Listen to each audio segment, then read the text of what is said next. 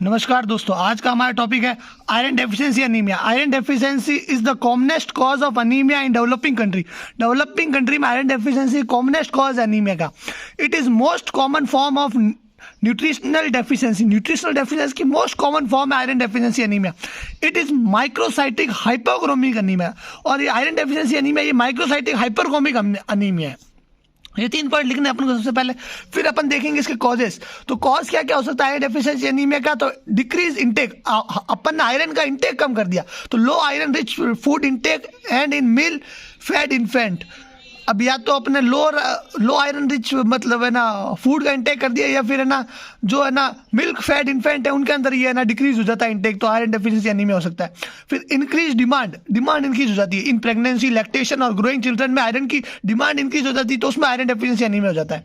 Increase iron loss increase हो जाता है। वो किस किस में हो जाता है? एक्सेसिव मेंस्ट्रुअल फ्लो, अगर मेंस्ट्रुअल फ्लो ज़्यादा हो रहा है तो आयरन लॉस हो जाएंगे। पाइल्स में हो जाएगा, एस्पिरिन लेंगे उसमें हो जाएगा। एपिसेथेसिस जिसमें अपन नेजल ब्लीडिंग हो जाती है, और हीमोपाइथेसिस जिसमें ब्लड इन कफ में बन जाता है।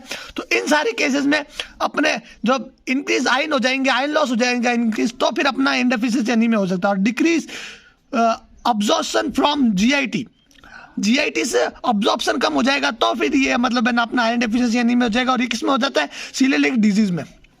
तो the silent haematological finding in these causes are under. अब इसमें कौन कौन सी हिमेटोलॉजिकल फाइंडिंग होती है? तो सबसे पहले अपन haemoglobin. Essential feature is the fall of haemoglobin concentration up to a variable degree. अपन को पता क्या चलेगा? इसमें हीमोग्लोबिन का कंसंट्रेशन है ना वो फॉल हो जाएगा बहुत ज़्यादा डिग्री पर। Red cell in the blood film are hypochromic and microcytic. Red cell होगी जो कि हाइपोक्रोमिक हो जाएगी और माइक्रोसाइटिक हो जाएगी। माइक्रोसाइटिक मतलब है ना आरबीसी साइज बहुत ज़्यादा छोटी हो जाएगी, और है ना हाइपोक्रोमिक मतलब आरबीसी मतलब है ना हीमोग्लोबिन कंसंट्रेशन कम मतलब है ना हाइपो हो जाएगी। और हाइपोक्रोमिया जनरली प्रोसीड्स माइक्रोसाइटोसिस, और हाइपोक्रोमिया है ना वो है ना माइक्रोसाइटोसिस प्रोसीड करती है। Hypochromic is due to poor finding of red cells. Hypochromic किसकी वजह से होगी? क्योंकि मतलब है ना पुअर फाइंडिंग होगी red cell with haemoglobin, so that there is increase central pallor. तो इसमें क्या हो जाएगा? रेड सेल जो कि है ना आयरन डेफिशिएंसी एनीमिया में उसके है ना सेंट्रल पैलार बढ़ जाएगा। जब आपने देखा था इस वीडियो में, देखिए ये होता है सेंट्रल पैलार, हीमोग्लोबिन और हीमोग्लोबिन के बीच में जो है यार इस सेंट्रल पैलार, तो सेंट्रल पैलार बढ़ जाएगा रेड सेल का हाइपोक्रोमिया वजह से। और इसमें लाइफ स्पान ऑफ आरबीसी वो नॉर्मल रहती है आयरन डेफिशिएंसी एनीमिया में। डब्ल्यूबीसी और प्लेटलेट वो भी नॉर्मल रहते हैं। सीरम आयरन होते हैं वो डिक्रीज हो जाते हैं, और फेरेटिन डिक्रीज हो जाता है, लो आयरन स्टोर। और ब्लड इंडाइसेस में एमसीवी, एमसीएच और एमसीएचसी डिक्रीज हो जाते हैं। अमाउंट ऑफ टोटल आयरन 3 से 5 gram iron content in body reduce affect haemoglobin synthesis.